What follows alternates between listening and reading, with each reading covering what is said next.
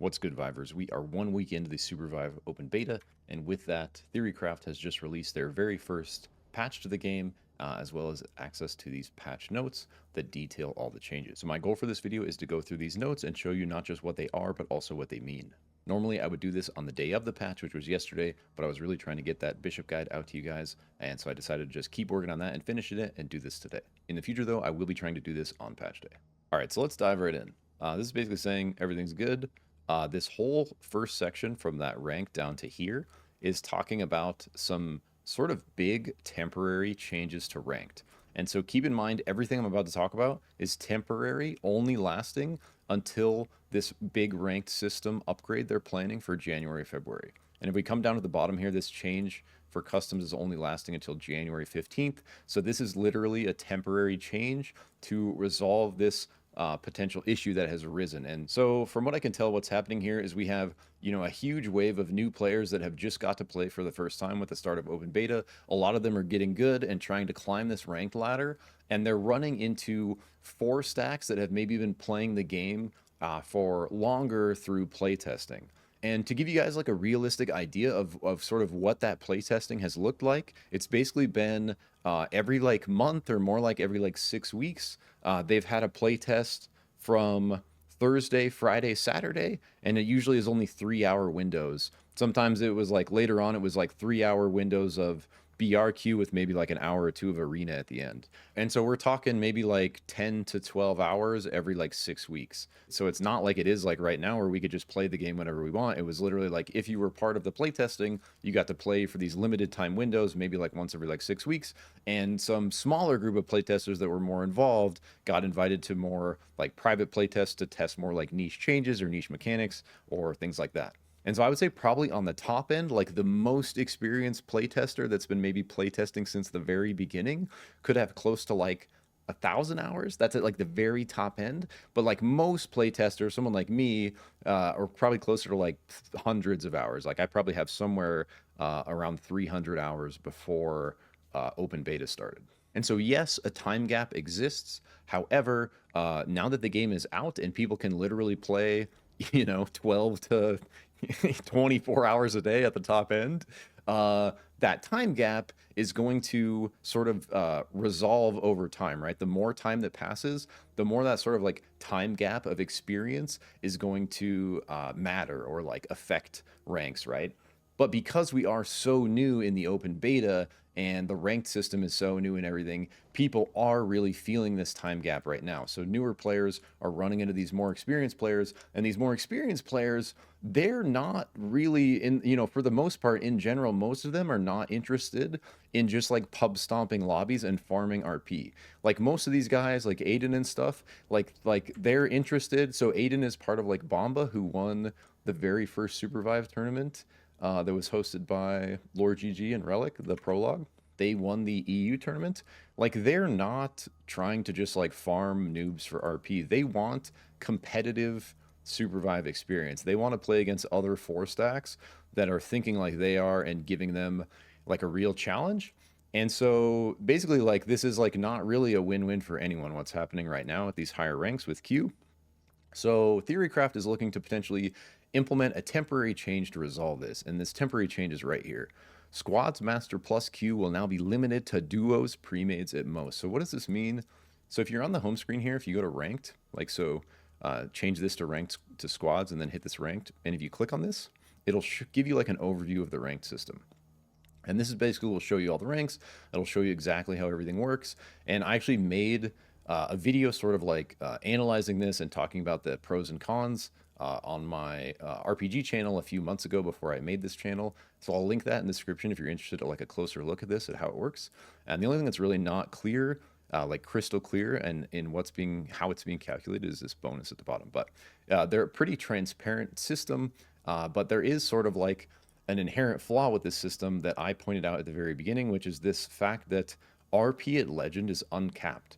And so in that video, I basically said my main gripe with this system is that it's going to encourage unhealthy amounts of playtime for players that want to maintain a top tier Legend rank. So if you imagine two players of the same skill level, one gets to play 12 hours a day, the other gets to play 6. The one that gets to play 12 hours a day will be much higher in RP after like a month's worth of time, right? With the way this current system works. And we can see that's outlined here in the patch notes. We hear your regarding ranked feeling more grind-based than skill-based.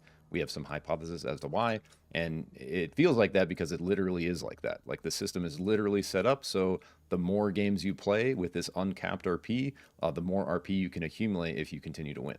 And they're also mentioning the fact that they've been giving a lot of feedback that it's very hard to solo queue into squads, especially at these higher ranks. So this change they've implemented now is basically saying as soon as you hit this master rank or higher, so master, grandmaster, or legend, you will now only be able to queue in teams of 2 for squads. Like you cannot have 4 people in your party and queue for ranked squads as soon as you're at this master plus rank. And they're basically trying to break up a lot of these 4-stack squads with a lot of experience that are sort of just like farming lobbies. Is basically, from what I can gather, the intent of this. To ease this sort of like burden on newer players that are trying to climb the ranks and having to compete against these guys. And along with this change to sort of equalize stuff at the highest level, they're bringing anyone that was above 500 rank points back to 500 rank points as of this reset, which was Tuesday or Monday, I think. And so for some of the top players that were like intentionally farming RP to try to be at the top and that thought there wasn't going to be a reset, like this has to suck. This has to feel pretty bad. Like I think Chips and Squad were like Hot Biscuit was like above like 6,000 RP the last time I looked, like this weekend. So those boys were just farming and they were trying to be, you know, rank 1. Like rank 1 is important to a lot of these guys that are super competitive. And so, you know, I think there was probably like some really sort of mixed feelings about this temporary solution that they're implementing. And so sort of to compensate the guys that were queuing as squad stacks and do have a lot of experience and are looking for this competitive, you know, sort of more competitive experience, they are giving these players that are Legend Plus access to host custom lobbies. So that's basically going to let them so literally, and it's a weekly thing. So anyone that reaches Legend rank as of Monday, every Monday at 12 p.m., they are going to give anyone that has legend rank full access to customs for a week. And if you lost your legend rank during that time, the sort of rights will be removed. So basically anyone that maintains legend rank, if you have legend rank on Monday, you'll have access to host your own custom lobbies for a week. And they're basically saying the only reason they're not giving this to everyone right now is because it's expensive to host games and they can't have everyone just hosting like single player games for no reason, especially this early on. And I think this is going to be a feature they add for everyone eventually, guys. Like this is definitely part of the plans. But for right now, they're literally giving these players access and they're willing to pay more for more like server costs to host more games, basically to give these highest end players the ability to scrim against each other. And this is going to basically let these guys pull themselves out of this ranked queue when they're stacking as 4, trying to get that real, like, kind of competitive experience.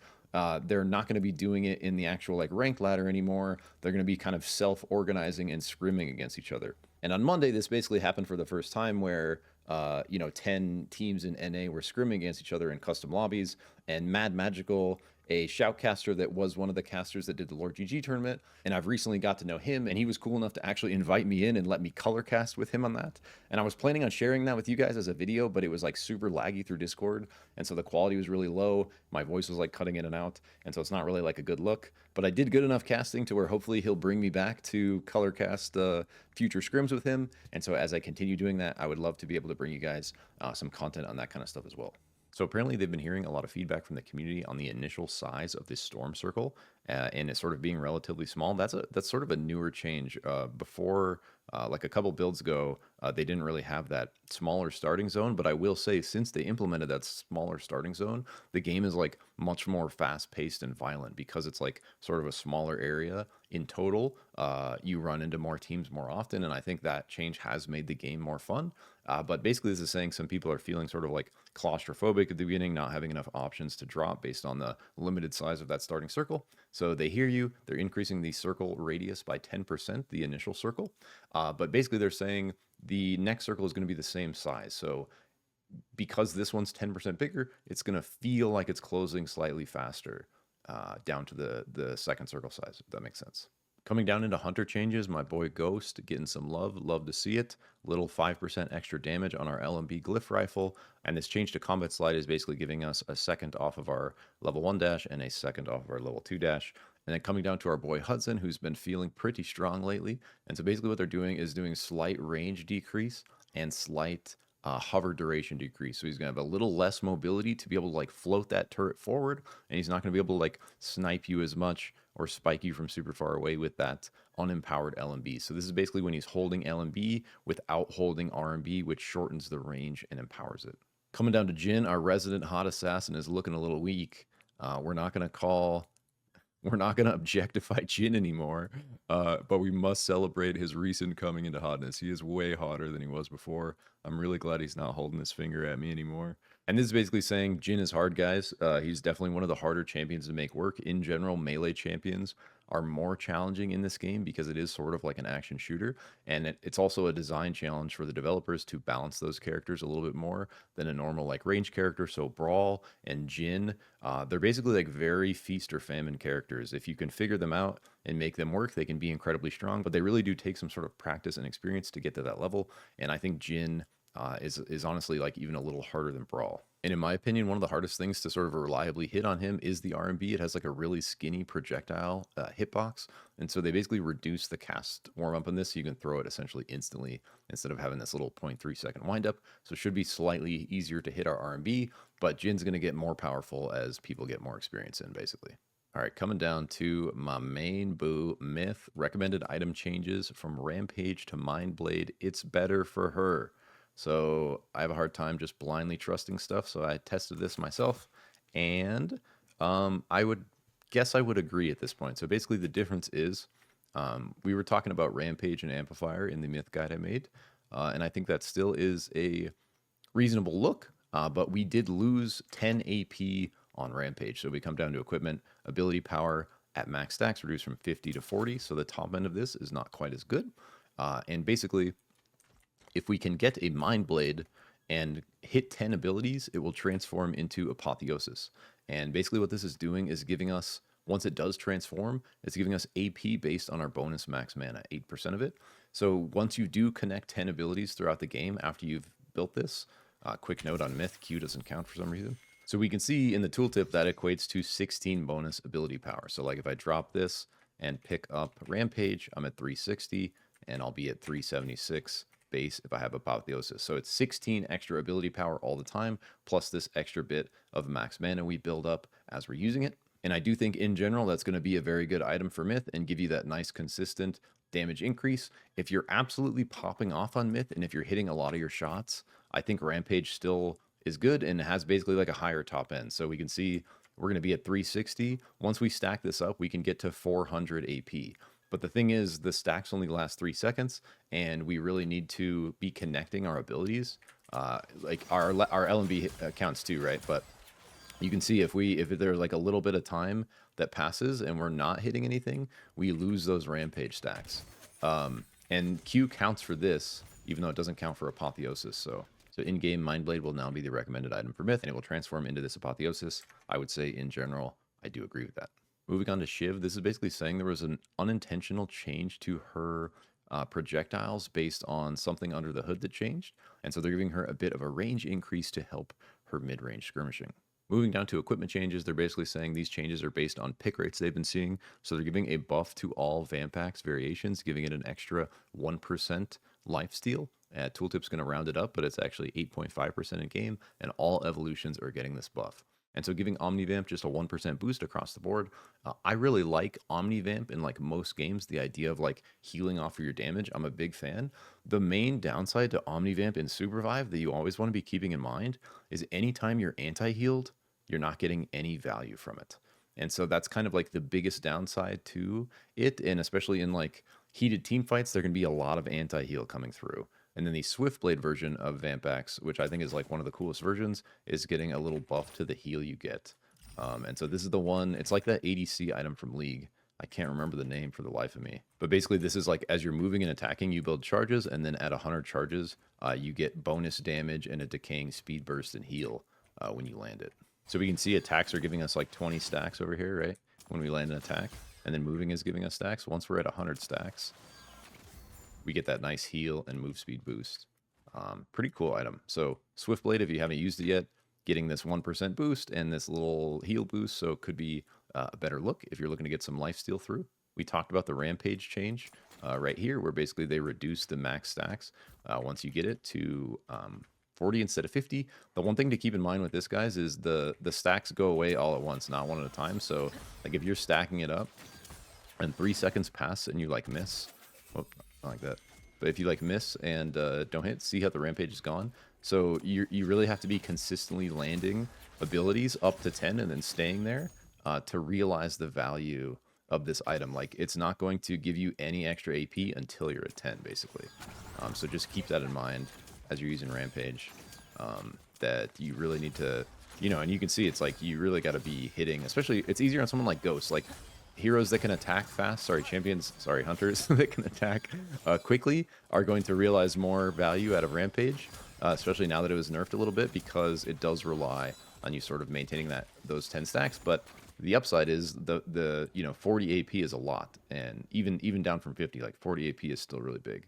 Like 180 ability power base on this, so 10% would be 18. So 40 is like more than 20% gain on this item once you proc it. All right, coming down to powers, they're basically saying we're sleeping on some items.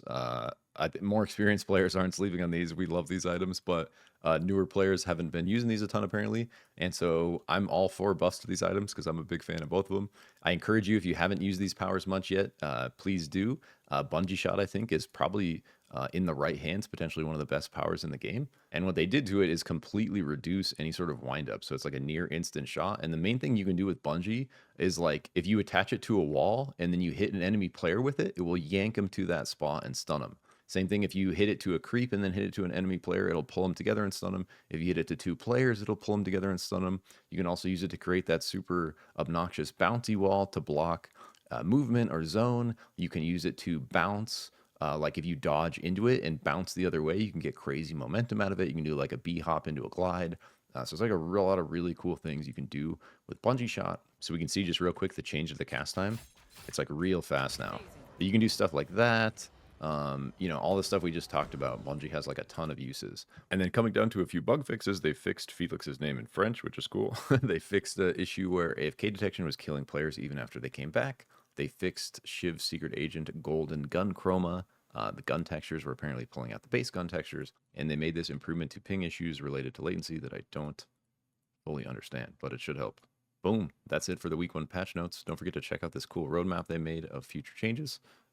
Bunch of cool stuff in here, basically showing what their plans are for the next little bit, and that's linked in the patch notes if you want to check it out. You can actually jump to the patch notes from the actual homepage, or you can find it on the Steam community page for SUPERVIVE.